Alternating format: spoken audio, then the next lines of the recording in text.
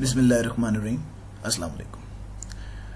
आज हम लोग स्टार्ट करेंगे चैप्टर नंबर 4 और चैप्टर नंबर 4 के अंदर जो हमारा मेन टॉपिक होगा that is about problem solving और प्रॉब्लम सॉल्विंग की टेक्निक्स। प्रॉब्लम सॉल्विंग से मुराद यहाँ पर ऐसी प्रॉब्लम्स हैं जो कि हमारी डेली लाइफ के अंदर भी आती हैं, per hour main focus will be such problems जो कि हम कंप्यूटर के ऊपर सॉल्व कर पाएंगे। ऐसी प्रॉब्लम्स जो कि कंप्यूटर की मदद से, सॉफ्टवेयर की मदद से सॉल्व की जाती हैं। तो इसके लिए हमें ये पता होना चाहिए कि प्रॉब्लम्स को अंडरस्टैंड कैसे किया जाता है, फिर उनके लिए जो सॉल्यूशंस होते हैं वो कैसे फाइंड आउट किए जाते हैं। उनकी कुछ टेक्निक्स हैं जो कि आपको बिल्कुल बेसिक लेवल के ऊपर बताई जाएंगी, जिनमें सबसे पहले एल्गोरिथम्स आते हैं और उसके बाद फ्लो चार्टिंग है और इस तरह फिर आगे हम मज़ीद कंटिन्यू करेंगे। तरीक़ेकार हमारा वही होगा जो हम पहले करते रहे हैं कि मैं आपको एक हल्का सा इंट्रोडक्शन देता हूं अबाउट द टॉपिक और उसके बाद हम इसको रीड आउट करते हैं कि just in case if you miss anything तो वो रीडिंग से हम लोग कवर कर लें। तो स्टार्ट करते हैं जी। Introduction. Solving problem is the core of computer science. Problem solving techniques begin with defining a problem, analyzing it, and extracting all important information from it. In problem solving, a user develops flowcharts, which are pictorial representation of procedures. In this unit, the student will learn how to extract information from a problem and then make flowcharts from it. ये वही सारी बातें जो कि मैं अभी तक आपको बता चुका हूँ कि इस चैप्टर के अंदर हम लोग प्रॉब्लम सॉल्विंग को डिस्कस करेंगे, किस तरीके के साथ हम किसी प्रॉब्लम में से अपना रिलेटेड इन्फॉर्मेशन को गैदर करते हैं और उससे फिर एल्गोरिदम बनाते हैं और उसके बाद फ्लो चार्ट बनाया जाता है। इसको हम थोड़ा सा डिटेल के अंदर देखेंगे। Every day we come across many difficult situations where we need to find answers. अच्छा, बाय द वे, मैं आगे चलने से पहले आप लोगों से थोड़ा सा एक्सक्यूज कर लूँ कि because this is not the actual PDF copy, तो ये खुद से बनाई हुई है copy with the help of mobile phone, जिसकी वजह से इसके कुछ इमेजेस ब्लर हैं। मैं रीड आउट करूँगा तो आप उसको गौर से सुनिएगा ताकि आप लोगों को भी रीडिंग करने के अंदर थोड़ी आसानी रहे।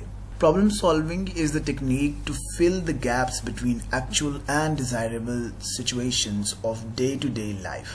The efforts to find a solution start with some investigation of the cause of a problem and the desired outcome. This effort then leads to a thorough plan of step-by-step actions to get the required results. तो इसके अंदर अभी तक इसमें उन्होंने यही बात की है कि जो भी हमें प्रॉब्लम्स डेली लाइफ के अंदर आती हैं उनको किस तरीके के साथ हम लोग अंडरस्टैंड करते हैं और अच्छे तरीके से समझते हैं कि इस प्रॉब्लम को सॉल्व करने के बाद हमें किस तरह का आउटपुट चाहिए, और इसको समझने के दौरान हम अपने प्रॉब्लम को अच्छे तरीके से उसकी जांच पड़ताल करते हैं और फिर उसको मज़ीद सॉल्व करने की तरफ जाते हैं। For example, let us consider a situation where an 8th class student must go to school. मिसाल के तौर पर हमारे पास एक प्रॉब्लम है जिसके अंदर हम कहते हैं कि एक 8th क्लास की स्टूडेंट है जिसने अपने स्कूल जाना है। Actual situation is that the student is sleeping in her cozy bed. Desired situation is that she must be in her class by 8 o'clock and the problem is how to send her to the school. अब situation उन्होंने ये बताई है, एक student so रही है और हम ये चाहते हैं कि वो 8 बजे से पहले अपनी क्लास के अंदर पहुंच जाए, और इसको हल करने के अंदर हमें क्या करना होगा कि हमें उस स्टूडेंट को स्कूल भेजना होगा। In order to meet the above task the following series of actions are suggested as a solution to the problem. अब इस काम को करने के लिए क्या क्या करना पड़ेगा हमें? उस स्टूडेंट को get up, get ready, pack bag, have breakfast, take lunch in bottle, come out, take bus or van or walk to the school, reach school. अब ये प्रॉब्लम सॉल्व करने के लिए उसे उठना पड़ेगा, तैयार होना पड़ेगा, अपना बैग पैक करना पड़ेगा, नाश्ता करना पड़ेगा और लंच के लिए जो चीज़ें साथ लेके जानी वो ले जानी होंगी, बाहर आना पड़ेगा और जो भी उनका जिस तरीके से वो कन्वीनियंस जो यूज़ कर रही हैं कि उन्होंने बस से जाना है, वैन से जाना है या पैदल चल के जा रही हैं, और उसके बाद उन्हें स्कूल पहुँचना होगा। It can be noticed that to complete a simple task one needs to follow a number of steps. All steps in the completion of a task must be executed in a planned manner in systematic order. अब यहाँ पर आपने एक चीज़ ये note की होगी कि जब भी किसी किस्म का भी कोई प्रॉब्लम हमने सॉल्व करना है तो हमने कुछ स्टेप्स करने होंगे और उन स्टेप्स के ऊपर अमल करने के लिए हमें एक प्रॉपर प्लान चाहिए, एक सीक्वेंस चाहिए. हम इनको विदाउट सीक्वेंस अटेम्प्ट नहीं कर सकते, सॉल्व नहीं कर सकते, कि अदरवाइज हमारा जो भी टास्क होगा वो कंप्लीट नहीं हो पाएगा. जब आप इसकी कुछ एग्जांपल्स अभी हम डिस्कस करेंगे इंशाल्लाह इन दिस लेक्चर और इन द कमिंग लेक्चर्स, तो आपको अच्छे से क्लियर हो जाएगा कि मैं आपसे कहना क्या चाह रहा हूँ. आगे चलने से पहले हम लोग ये एक नोट पढ़ लेते हैं. The process of planning a suitable solution in the form of series of steps for a given problem is called problem solving. कि प्रॉब्लम सॉल्विंग के किसे कहा जाएगा? एक प्रोसेस है जिसके अंदर हम प्लान करते हैं एक ऐसा सॉल्यूशन जो कि पॉसिबल हो और जो कि सूट करता हो, और जिस सॉल्यूशन के अंदर हमने कुछ स्टेप्स को, एक सीरीज ऑफ स्टेप्स को हमने परफॉर्म करना होगा अपने मसले हल करने के लिए. Problem solving using computer follows the same procedure. इसी तरीके से जब हम कंप्यूटर के ऊपर किसी भी किस्म का कोई प्रॉब्लम सॉल्व कर रहे होते हैं तो उसके अंदर भी हमने स्टेप्स डिफाइन करने होते हैं और डिफरेंट स्टेप्स की परफॉर्मेंस के साथ साथ हमारे प्रॉब्लम्स जो हैं वो सॉल्व हो रहे होते हैं. To solve a problem on a computer, one needs to know what a problem is and what is expected as an outcome. तो जिस तरह आम जिंदगी के अंदर आपको पता होना चाहिए कि मसला है क्या और हल होने के बाद हमें मिलेगा क्या, इसी तरीके से जब आपने कोई सोल्यूशन, कोई प्रॉब्लम कंप्यूटर के ऊपर सॉल्व करना है तो उसके लिए भी आपको पता होना चाहिए कि प्रॉब्लम है क्या और हमें आउटकम के तौर पर क्या चाहिए होगा. Then a series of instructions are planned into a step by step manner. उसके बाद हम steps arrange कर लेते हैं, series of steps हम बनाते हैं जिससे हमारा मसला हल हो सके. And the programmer feeds those instructions in computer using any computer programming language. और उसके बाद उन्हीं तमाम steps को किसी भी प्रॉपर प्रोग्रामिंग लैंग्वेज को इस्तेमाल करते हुए इंस्ट्रक्शंस बनाई जाती हैं जो कि कंप्यूटर के अंदर फीड करती जाती हैं. A computer being a machine needs clear instructions to perform the task. और कंप्यूटर जो कि एक मशीन है उसको वाज़ेह तौर पर स्टेप्स चाहिए होते हैं जिनको वो परफॉर्म कर सके, ऐसे स्टेप्स जो कि वो अंडरस्टैंड भी कर सके और परफॉर्म भी कर सके. और फिर जब वो उनको वन बाय वन परफॉर्म कर लेता है तो हमारा प्रॉब्लम जो है वो सॉल्व हो जाता है. Now we are moving towards algorithms. Before writing a program, user need to make a paper plan for it in order to make work easier. जब भी हमने कोई मसला हल करना होता है तो उससे पहले हम उसका सॉल्यूशन एक पेपर के ऊपर बनाते हैं ताकि वो ठीक से समझ में आ जाए और उसके ऊपर जो अमल दरामद किया जाएगी, इम्प्लीमेंटेशन की जा रही है, वो भी आसानी से और अच्छे तरीके की जा सके. This paper plan is called an algorithm. जो भी पेपर के ऊपर हम प्लान करते हैं उसको एल्गोरिथम कहते हैं. बेसिकली किसी भी स्टेप बाय स्टेप प्रोसेस को एल्गोरिथम कहा जाता है. इसकी जो पेट डेफिनेशन आप लोगों को पेट in a way like it will work for you in all the classes in 8th 9th 10th और even in your higher studies. अगर आप मास्टर्स के लिए जा रहे हैं वहां पे भी एल्गोरिथम की यही डेफिनेशन काउंट होती है कि step by step process to solve a problem is called an algorithm. तो यहाँ पे है जी, an algorithm is a set of limited steps that are followed to solve a given problem to meet the expected results. तो जो मैंने भी आपको पहले डेफिनेशन बताई उसी को उन्होंने थोड़ा सा डिफरेंट करके लिखा हुआ है. They both have the same meanings और यहाँ पर इन्होंने डेफिनेशन लिखी हुई भी है.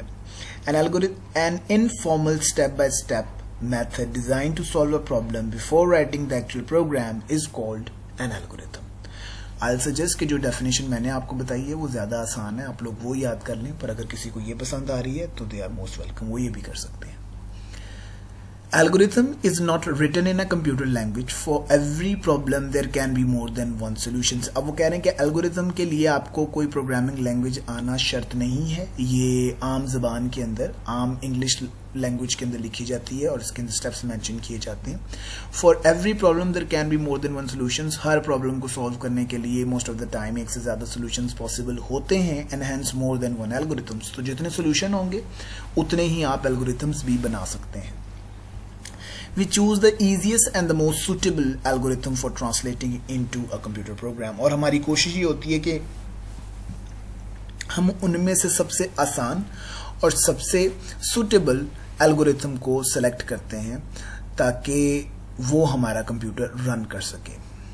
इसको मजीद जब आप लोग 10th क्लास के अंदर डिस्कस करेंगे तो जो जितने भी पॉसिबल सॉल्यूशंस होते हैं उनको कहा जाता है कैंडिडेट सॉल्यूशन, और जो सिलेक्ट कर लिया जाता है उसको हम कहते हैं जी। तो जितने भी पॉसिबल सॉल्यूशंस हमारे पास होते हैं उनको हम कहते हैं कैंडिडेट सॉल्यूशन, और जो उसके बाद सेलेक्ट किया जाता है उनमें से सॉल्यूशन उसको बेस्ट सॉल्यूशन कहा जाता है। इसके बाद आ जाती है problem statement, a simple and short description of the problem that could lead to the clear understanding and solution of that particular problem is called problem statement. Problem statement वो तहरीर होती है जिसके अंदर आपका मसला जिसको आप हल करना चाह रहे हैं वो लिखा हुआ है, और जो कि बड़े वाज़े और क्लियर अल्फाज के अंदर ये समझाता है कि आपका मसला है क्या। मसले से मुराद यहाँ पर कोई ऐसी बात नहीं है कि जिसकी वजह से परेशानी हो। मसले से मुराद यहाँ पर कोई भी ऐसा काम है जिसको आप करना चाह रहे हैं। It can be a verbal और रिटन स्टेटमेंट हैविंग सम और all of the following elements. तो ये लिखी हुई भी हमारे पास स्टेटमेंट हो सकती है और ये जुबानी भी हो सकती है, जिसके अंदर वो तमाम चीज़ें होनी चाहिए जिससे हमें मसला समझ में आ जाए। और इसके अंदर जो मेन चीज़ें काउंट की जाती हैं वो क्या क्या होंगी जी। Number 1 is inputs, the known facts about the situation, for example data in the form of constants or variable। तो हमें ये पता होना चाहिए कि हमारे प्रॉब्लम की इनपुट क्या है, हमें बिगिनिंग के अंदर दिया क्या गया है जिसको इस्तेमाल करते हुए हमने अपना मसला हल करना है। Outputs, the statements of what is required, that is end results that are expected. और हमारा ये सारा प्रोसेस और सारा मामला करने के बाद हमारे पास जवाब के तौर पर, आंसर के तौर पर, नतीजे के तौर पर क्या आएगा।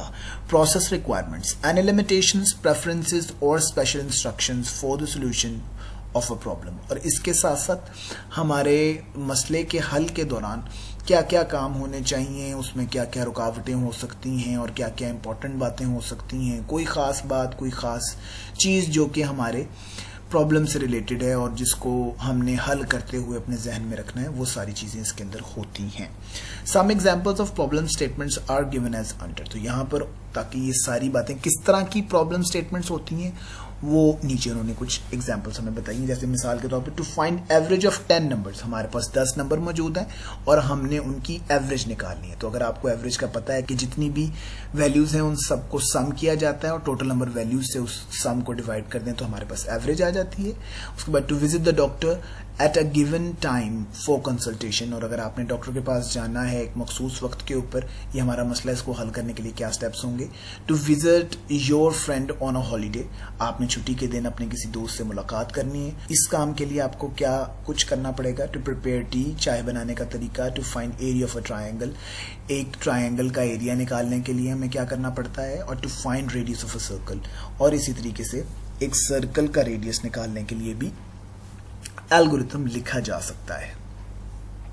जब आपके पास प्रॉब्लम स्टेटमेंट आ जाती है तो उसके बाद दूसरा जो बड़ा काम होता है that is analysing the problem statement. हम उस प्रॉब्लम स्टेटमेंट को ठीक से समझते हैं, उसकी जांच पड़ताल करते हैं। Once the problem is defined and the statement is made, then the process of examining and analysing the problem starts. जब एक दफा ठीक से मसला बयान कर दिया जाता है, उसको लिख दिया जाता है स्टेटमेंट की शक्ल के अंदर, तो उसके बाद जो दूसरा स्टेप आया वो कौन सा आया जी, हमने उसको एनालाइज करना है कि ये बेसिकली, चले हम इसको मजीद रीड आउट करते हैं, हमें क्लियर हो जाएगा what is analysing. In this phase, the programmer develops understanding of the problem and extracts the important information by asking questions such as।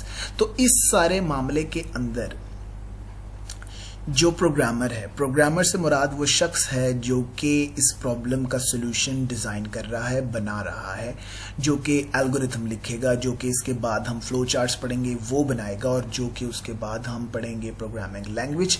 तो प्रोग्रामिंग लैंग्वेज के अंदर जो कोडिंग करता है और जो सॉफ्टवेयर्स बनाते हैं, इन सबको प्रोग्रामर, डेवलपर, सॉफ्टवेयर इंजीनियर्स, ये सारे नाम इन्हीं के हैं। तो यहाँ पर जो बातें हमें प्रॉब्लम एनालाइज करते हुए, प्रॉब्लम स्टेटमेंट एनालाइज करते हुए जहन में रखनी है वो ये है। लाइक नंबर 1 के ऊपर है what is the given data, हमारे पास डाटा क्या है, व्हाट इनपुट इज अवेलेबल, तो इनपुट के तौर पर हमारे पास क्या चीज होगी, आउटपुट क्या होगी, are there any special instructions और प्रेफरेंसेस, ये वही तीनों चीजें हैं जो कि अभी हम ऊपर पढ़ के आए हैं। उसके बाद do we know the solution, उसके बाद क्या हमें इसका जवाब पता है, is the solution possible on the computer, और क्या ये ऐसा काम है जिस मसले का हल कंप्यूटर के ऊपर सॉल्व किया जा सकता है। फॉर एग्जाम्पल ऊपर जो गिवन प्रॉब्लम्स दी गई थी उनका एल्गोरिथम तो हम बना लेंगे, पर जब हम स्पेसिफिकली कंप्यूटर से रिलेटेड बात करते हैं तो यहाँ पर मौजूद कुछ प्रॉब्लम्स के सोल्यूशन हम कंप्यूटर के ऊपर नहीं कर सकते। For example to visit the doctor at a given time for consultation, how can you make a software जो कि आपकी जगह ऑटोमेटिकली आपको डॉक्टर के पास ले जाए और वो सारा काम करवा ले। To visit your friend on a holiday, आप अपने दोस्त से मिलने के लिए जाना चाहते हैं छुट्टी के दिन, तो ये काम भी कंप्यूटर के ऊपर सॉल्व नहीं किया जा सकता, पर इनके एल्गोरिथम्स बनाए जा सकते हैं। ये एक मसला है और उस मसले को हल करने के लिए हम स्टेप्स डिजाइन कर सकते हैं कंप्यूटर के ऊपर, पर सॉफ्टवेयर नहीं ऐसा बनाया जा सकता। तो जब हम ओवरऑल प्रॉब्लम्स को डिस्कस कर रहे थे तो उसके अंदर तमाम चीजें आएंगी, पर जब हम कंप्यूटर से रिलेटेड के ऊपर आ जाएंगे तो फिर स्पेसिफिकली ऐसी प्रॉब्लम्स होंगी, ऐसे एल्गोरिथम्स बनाए जाएंगे जो कि कंप्यूटर की मदद से हल भी किए जा सकते हैं। How many possible solutions are there, कितने हल मौजूद हैं हमारे पास, कितने तरीकों से इस मसले को हल किया जा सकता है। Which one is the simplest and the most suitable solution, और इनमें से सबसे सादा और सबसे ज्यादा आसान कह लें आप, सबसे ज्यादा मुफीद कह लें, जो कि हमारे सारी कंडीशंस के ऊपर हो, जो भी हमारे पास अवेलेबल रिसोर्सेज हैं उनके लिए सबसे बेहतर कौन सा रहेगा वो हम सिलेक्ट किया करेंगे।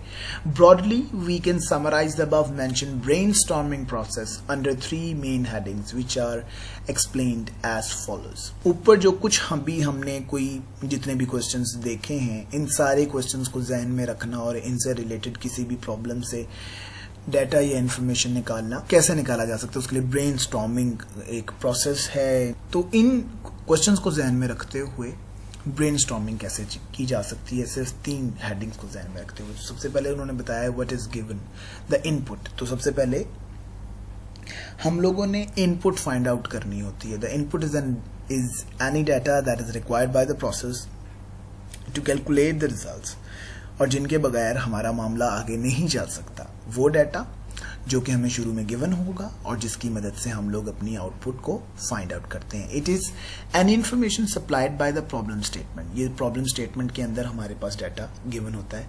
इन analysis of a problem statement it is planned in advance that from where the input can be arranged so that the data can be recorded in the form of variables और constant.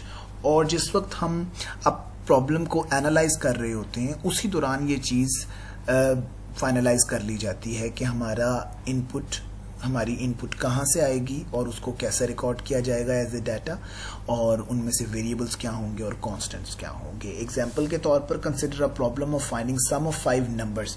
Now if you can read it and understand the statement, तो आपको नजर आ रहा है कि हमने 5 नंबरों को सम करना है। तो अगर हमने 5 नंबरों को सम करना है तो हमें सबसे पहले 5 नंबर चाहिए होंगे। तो ये 5 numbers are the input to this problem.